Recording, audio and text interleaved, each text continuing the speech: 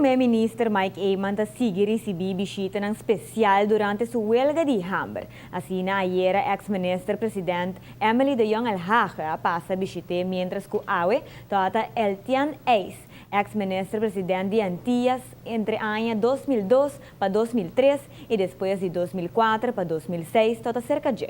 Ambos mostram mandatário não sostém, referindo que não está amigo não personal de primeiro mandatário de Aruba e que não está disposto para a banda DJ tanto em momento não bom como também é um de reto, maneira essa aqui.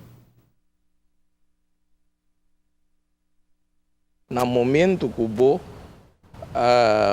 aprovar a decisão de governador para não firmar presupuesto da lei principal de qualquer país, da lei mama, da lei que está rige inteiro ano de governação, sem presupuesto não passa nada.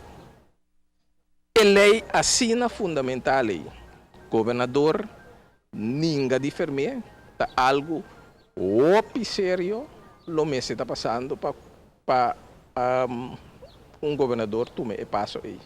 Então, a seriedade de motivo que a toma o passo aí, a mim comendo que para fora, tomando nota ng local na sali den koran e rádio e televisão, me tanya que não explica suficientemente a gravidade de motivo que a conduzir na toma tal decisão assim drástico que está de não firma documento de maneira presupuesto. Mester mencionou que depois de entrevista aqui tinha incidente com o reportero de Canal 22 e Top FM, Elvis Wert, que apurba penetrada em tent de ministro-presidente Eyman.